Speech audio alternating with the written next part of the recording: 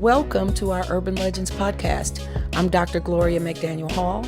I've been a teacher, a principal, and assistant superintendent, all within urban schools in Chicago and around the country.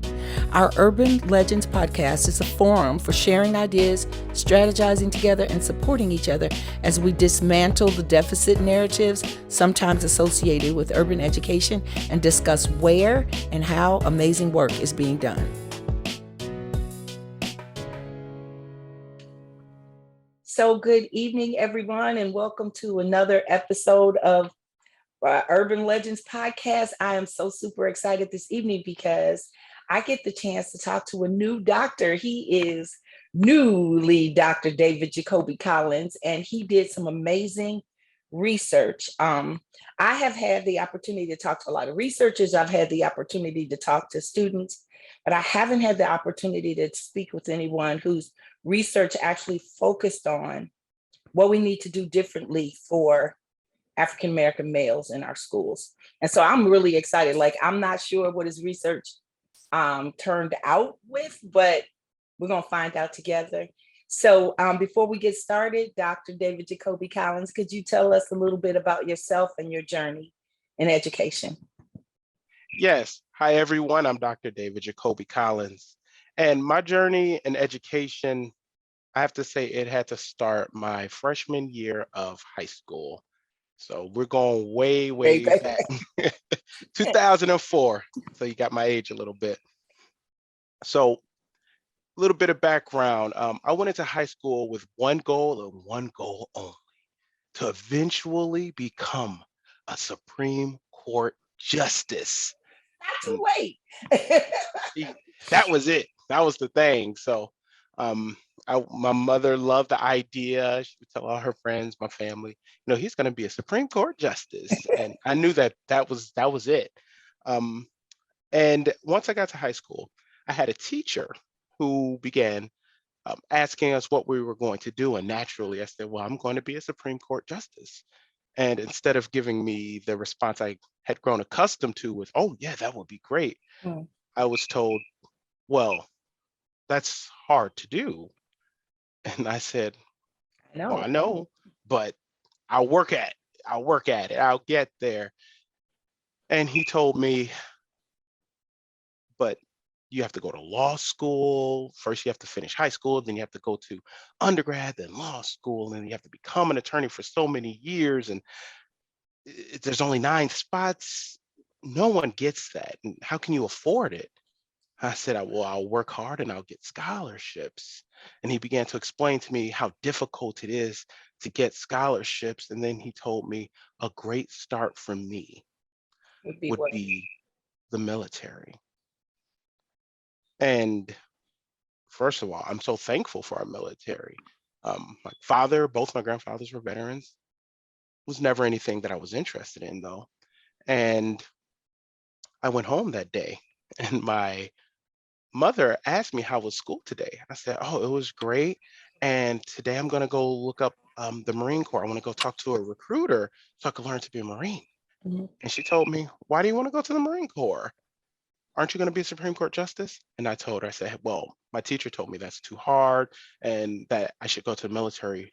And maybe they could help pay for my college and I could become an attorney or something. Mm-hmm. She turned red. Now, my mother is as dark as wow, and she turned red, bright red. I had no idea why because I was a 14-year-old child. The very next day, we were in school in a meeting, and I've never seen my calm, sweet, loving, supportive mother yell at anyone. But she ripped that entire administrative team. That teacher knew, and that teacher cried. I said, "Man, he's crying." Tears came. Mm-hmm. And all I remember is these words, and this is actually in my, if you take time to read my capstone, it's really good. Her exact words were, "You will not stifle my Black son." And she hit the table. They all jumped up and they were redder than her. By the end of that meeting, I was in honors classes. I never stepped foot in that teacher's class again. Mm-hmm. All of my entire schedule had changed to put me on the college track. I didn't even know I was tracked. So they said the classes I'm taking, which I didn't pick, they just assigned them to me, were going to put me in a vocational track, something I wasn't interested in. So they changed me, put me in honors courses, and I noticed the shift the very next day because they immediately got me out of those classes. The majority of my classmates were white at that point. Up until then, the first 2 weeks of my high school experience, I had a majority of Black and Latino kids with maybe one or two white people. It Mhm. switched after that day to a majority of white kids with one or two Black and Latino kids. And that was the first time I saw segregation, school segregation, which never went away, which never went away. So I learned that. I went through my high school career, did very well, ended up top 10 in my class, and it was fine. And I'm thankful for that. I go on to college and I see things. No, before I go on to college, I saw something differently. I had an older brother. This is all my educational journey, by the way. My older brother, he was a little different. We came from a bad neighborhood, all of that, but he decided to go the way of the gangs and things like that. So he was rough. I'm talking everything a young Black boy is not supposed to do, he did. And we were honestly just waiting for the day we got a phone call that he was gone. Mhm. And he we got that phone call, but not exactly. We got that phone call one night. It was like 3 a.m. And we was like, this is the one. He was in the hospital. There was an attempted gang assassination on him, and he nearly died, but he lived through it, thankfully. But that night changed him. He began to listen to all the teachings that my mother gave us. We were raised in a faith-based home, and he got his life together. So for the first 3 years of his high school career, he wasted it, did nothing. He went into senior year after the summer of his junior year when he realized that life wasn't for him.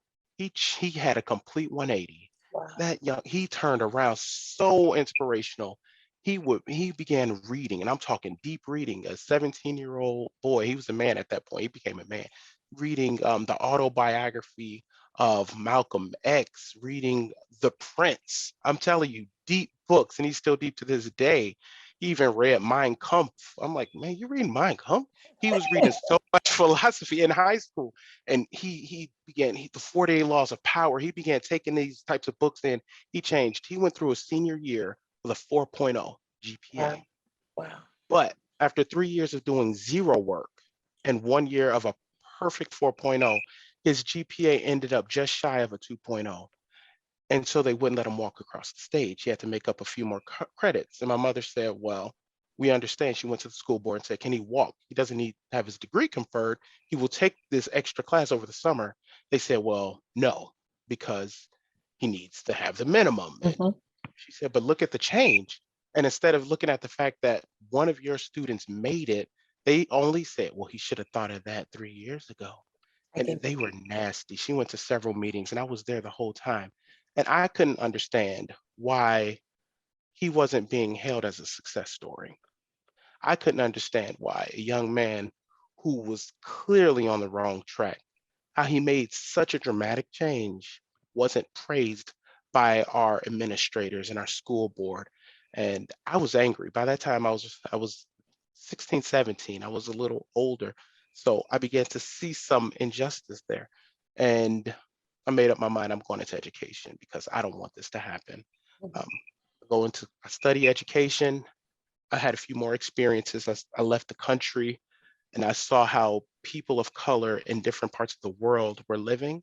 I was in Ecuador and I saw how just a terrible state of the education system. And I realized there is just total disregard for people of color in education.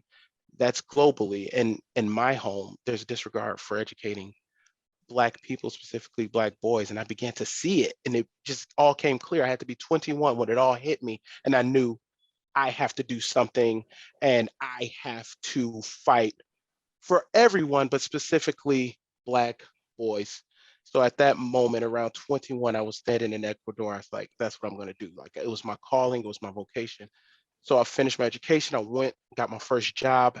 Now specifically looked for a school with a Black principal, Black male principal. He hired me. There was a Black male teacher there who took me right under his wing, and he began to teach me how to build a mentoring program for young Black boys. And from my very first year of teaching, I've always worked closely with that demographic. And I'm 10 years in the game now. and it's been amazing. So that's my journey. That's how I got to where I Got am. you. That's why I'm a teacher, and that's why I target my demographic, young Black boys, and that's kind of how I got there. Hopefully, So, that's not too long of an answer. no, it's not too long of an answer because it paints the perfect picture for my next question. And the thing is, I think that there's something different when people have a dissertation that they work on that is their passion. So I've seen Yeah, some people who like went at this, I won't mention the school where I went, but at the school where I went, sometimes you didn't get to choose. It was kind of hmm like this would be what you should pick as a theme. And people did it because we were in a program. But there's something different that happens when you care deeply about the thing that you are investigating and it's your calling, like you said. So if you could, for us, just discuss the exact, like the title of your dissertation and kind of the work that you did and what some of your findings were. Yes. So my title, real simple, mentoring urban African American male students in secondary school. No subtitles, none of that. Just kept it. So, and that's exactly what it was about. It was about mentoring urban African American male students in secondary school. And the what it was it I did the group that I always do, and it's called the Chamber of Scholars. And my goal was to simply do an analysis of a mentoring program that I do with high school boys. And the criteria to be in it, you have to be a Black high school boy. Bam. And I take them in and I give them key lessons that's going to help them throughout school. And I mentor them and help them grow. And I just analyzed it. So what did I find? I found so many things that I didn't expect to see. So by the time I did it for my doctoral research, I'd already done it so many times. So I had an idea. Do their grades go up? Always. Do disciplinary infractions go down? Always. Always. I already knew that would happen. And that's common. If you look at any of these mentor programs, that always happens. But there are some deeper findings that I found. So just for those who are unfamiliar with how mentoring programs work, generally you get a small group of students, usually a homogenous group. It can be either all males or all females, Yep. something that unifies, and for me, all Black males. And you want at least one strong facilitator. That was me. I'm a Black male teacher. I'm working with Black male boys, and you work with them frequently. I was blessed to be able to do it daily. Some schools might be weekly, things like that. But we had a study hall, and I was able to, instead of letting them go to study hall, change their schedules where they could come to my class. So they're not missing class. It's during the school day. So I was able to give up a little bit of my personal time to work with these young men. And all I did every single day, I focused on several things. Something called identification with academics. That's the extent to which they value school, the extent to which they value doing well in school. So that's what I wanted to work on. I wanted to talk about the perception of mattering in school. That's huge. So the idea of mattering, when students feel that they matter, they do better. So the goal was to also help them feel that they matter. And I also just wanted to work on academic performance. That's as simple as getting your grades up in any way and getting your disciplinary infractions down in any way. So those were the three things that we worked on. So I started off, believe it or not, I didn't do a lot of tutoring. In the past I did. It didn't require tutoring. It became, after about a week or two of working with them, it became more of just kind of a group in which the students were able to talk and vent. I taught them Black history. I use different readings to teach them about themselves, to say, look, we come from royalty, teach them real, not just Black American history, African history. So I teach them who they are. And I just tell them that you are amazing. Look at where you come from. And they eat it up. We say a creed every day. We are men of distinction, moral principle, and pride. We keep integrity, responsibility, and scholarship by our side. We are teachers and mentors and leaders and kings. We share the mysteries of histories and the riches they bring. We are the builders of the future and the lighters of the way. We fill our chambers with the scholars of tomorrow today. We are the chamber of scholars. We say that every day. They have to memorize it to earn a tie. We make them earn things like ties, jackets. It's a whole system, and we teach them what do those words mean. We put it in them. This is who you are. And once they get that that's who they are, we throw that onto academics. Well, if you're a scholar, why aren't your grades higher? And from there, they just work harder. We check in every week with the grades, um, making sure they're going up. They knew every Friday they would have to give an account. We now would, of course, bribe them a little bit, had pizza. If they can show me, Right. if you can increase in grades, I can give you a piece of pizza, like things like that. So they had a reason to work. They were told that they were valuable. Whenever they would get in trouble, or a problem would be for a teacher, me as their mentor, they knew they could come to me and I would email their teachers on their behalf. I would talk to administrators on their behalf. There were, young men who were nearly kicked out and the administration would come to me and I would say, hey, here, let me talk to them, let them stay in the program. So they learned that they had an advocate within the school. And this gave them a sense of safety, a sense of belonging, and it got to the point where there was loyalty amongst themselves, a loyalty to me personally, a loyalty to the program, and they began to work harder. So I learned through this whole system that they really needed to feel that they were valued, that they, as I put in the paper, that they mattered.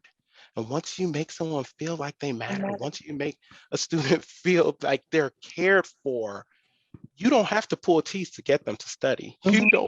I'm telling you, I had F's turned into A's, D's turned into B's.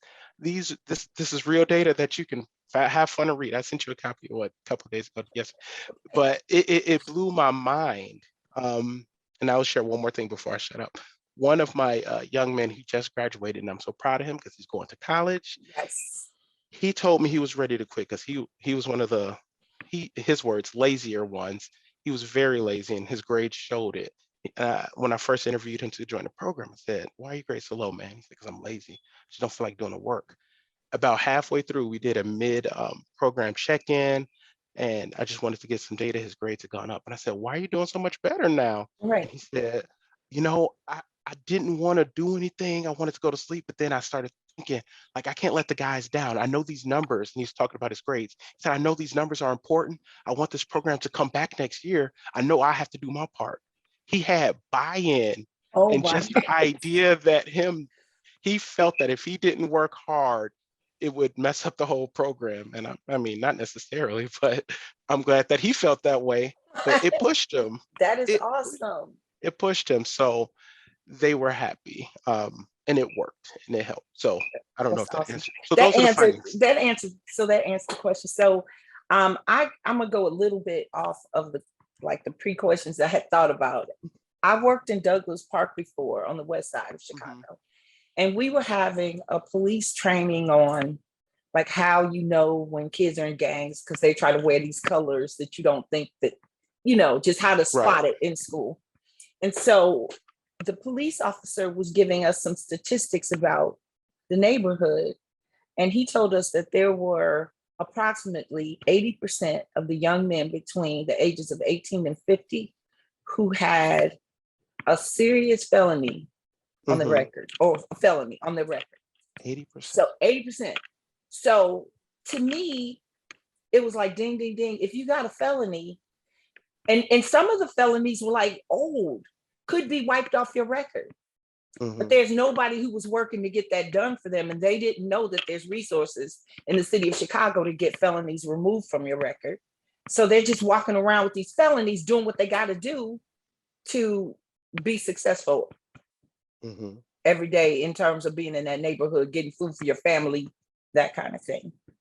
So it feels to me like your program needs to be like on steroids and be put everywhere, because it also seems as though that is like the major issue with our young men and women in high schools in Chicago not feeling like they matter, African American students not feeling like they matter, African Mhm. American students without employment, African American students just like wandering out here without someone who shows that they care for them and keeping up with them the way you did through your program. And it feels insurmountable. It almost feels like it's too many kids, like it's too many schools and too many kids. So, like, what do you think the solution is? Because I do believe that for Chicago, like we could turn on news and see every night, yep, the kids are wilding out over here. Right. The kids are wilding out over here. They broke up this store. They did all this stuff. But at the same time, if they knew that somebody mattered, they mattered to someone, Yes. that wouldn't be happening. Mm-hmm. And so, like, how do we start to beat the elephant a little? Yeah. Because it's a huge issue. And I believe that it's like your program is the solution. I'm convinced. But how do we, in a system like CPS, like how do we do this? Okay. So in a system, and I don't know if my answer is going to necessarily be the one you want, but I always say this, especially to young teachers coming in. When you see the students wilding out and all of that, I always say this: it's not their fault. It's not their. It's never their fault. Children. They are children. I have 3 children from 6 months to 13 years old. Just so you know, my children do anything they can get away with. Yes, as and do anything, most children. Right. And anything they do, well, my 13-year-old, some stuff is but definitely my 2 little ones, it's not their fault because I'm their parent. My students, I'm their teacher. Our schools, we're their teachers, administrators. We are their parents when their parents are not there. When we see disorder in schools, in school systems, in classrooms, in homes, that's because the adults are not doing something they're supposed to do. So, and that being said, no, I'm not letting no high schooler get off for acting up. They know better too. Yes. But I will put it this way before I go to where I'm going. There are students who I've seen act a fool in 5 of their 6 classes, and then when we get to Dr. Collins, yep, they know how to act in my class. Right. Why all of a sudden you an angel here, right, and you're a demon everywhere else? Right. Because there are standards and systems in place that control behavior. They know what they can do and where they can do it. And they know you care about them, though. That's more important. That's the biggest. That's where we're going. Yeah. Yep. And they know we care. So what can we do?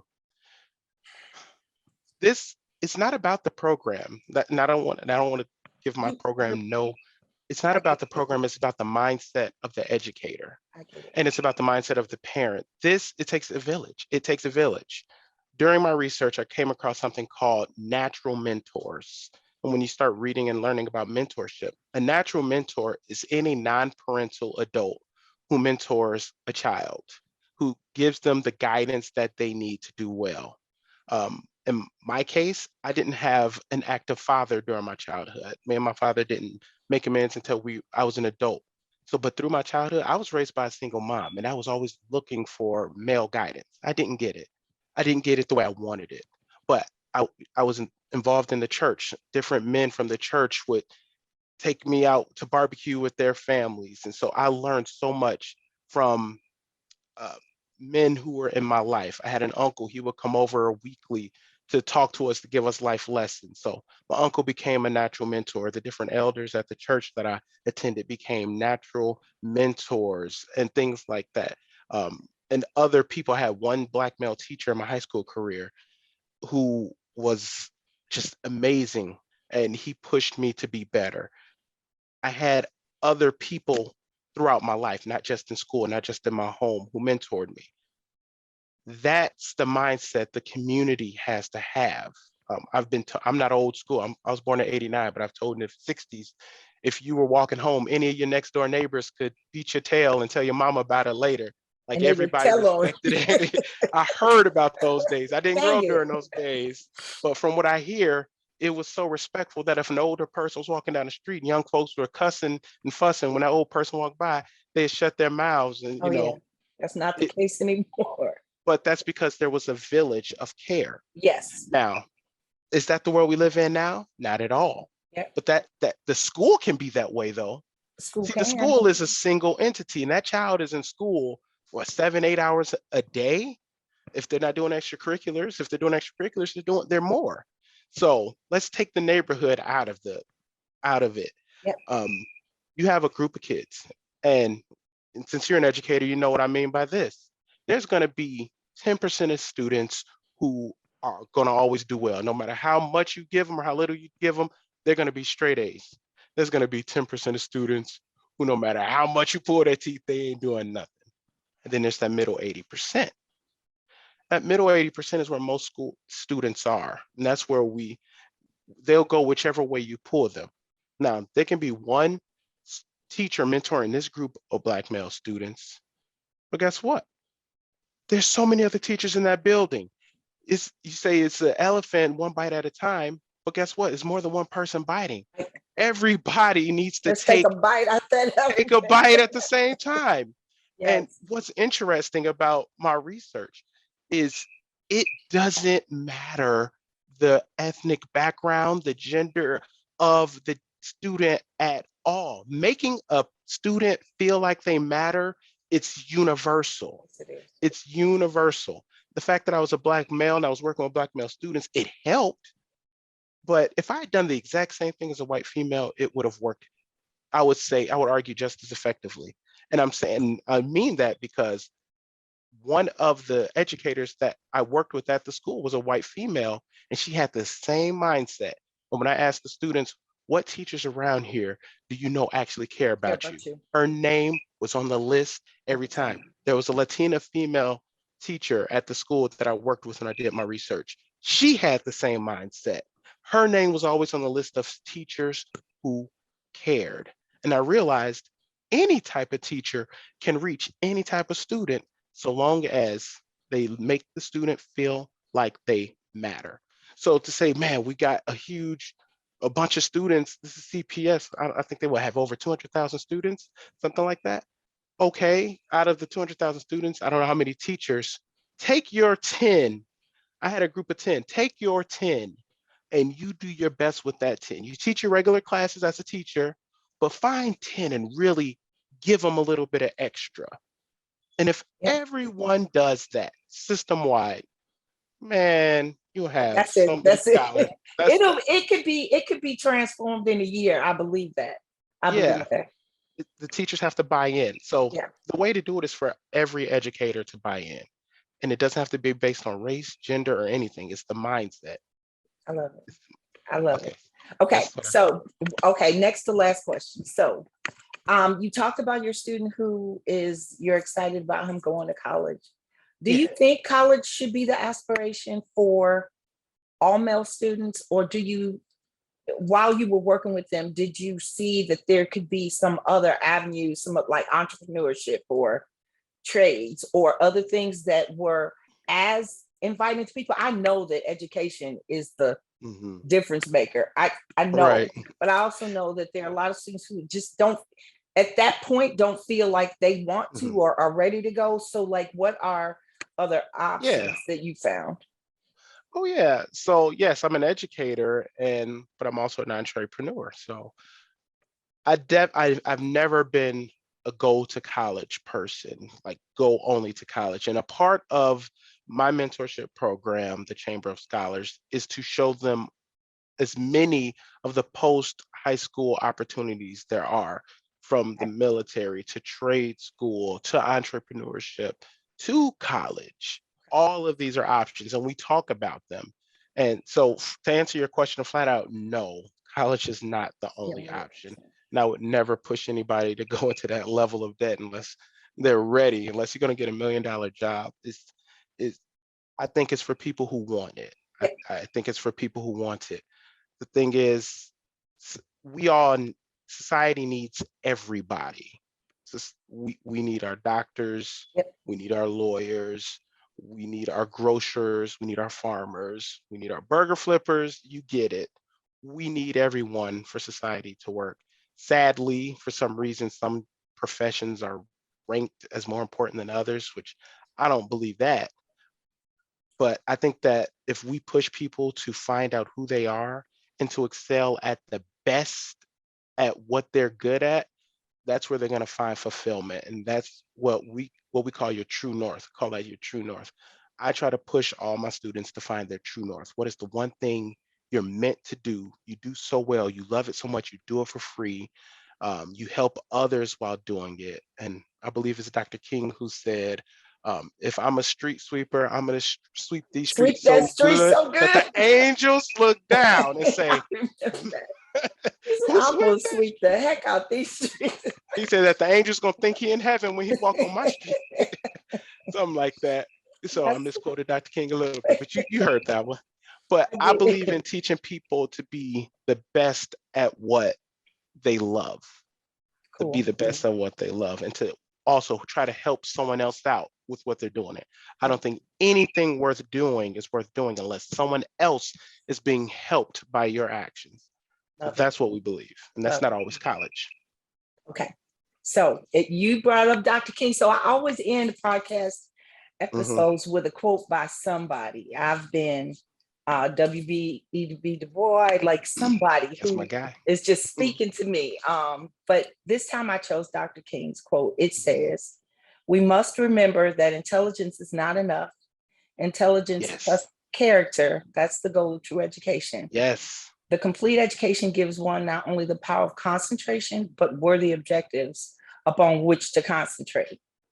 So what are your reflections on that? Because that seems to just like really like mirror the work that you did with the students that you worked with. So what are your reflections on that quote, and take us home with your final Right. thoughts?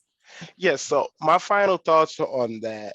Um, I think that there's definitely a difference between schooling and education. There's a lot of people who have a lot of formal schooling. There's a lot of people who know how to take tests, and their character is garbage. Yes. And then there are a lot of people who haven't finished formal schooling who are very well educated. Because I believe that education is taking knowledge and then using it for the good. I think that's true education, taking knowledge and using it for the good.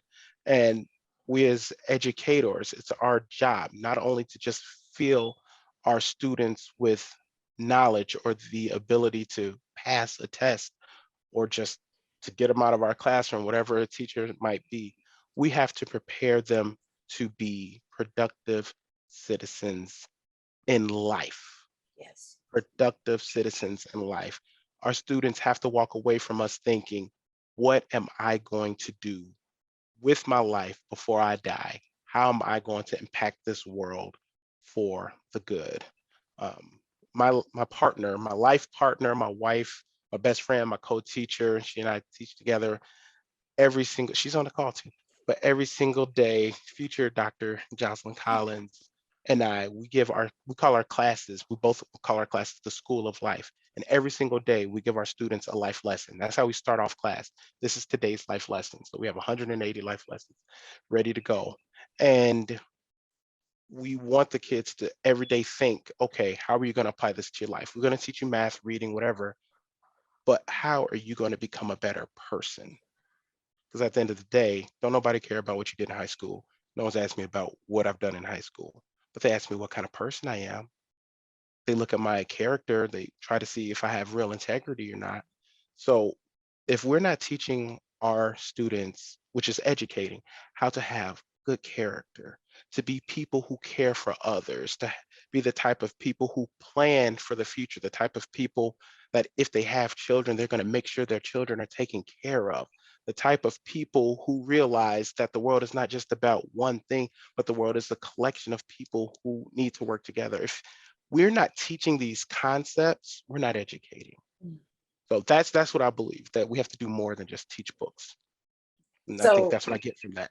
Dr. David Jacoby Collins, you are going to have to come back on my podcast again. I'm just so grateful for this conversation. It gives me hope, and Urban Legends is all about hope and looking at the assets of the people and students who are in urban schools. And so you have been an amazing guest, and I want to thank you again for sharing your Thank you. ideas. And I know that program that you've developed is going to change.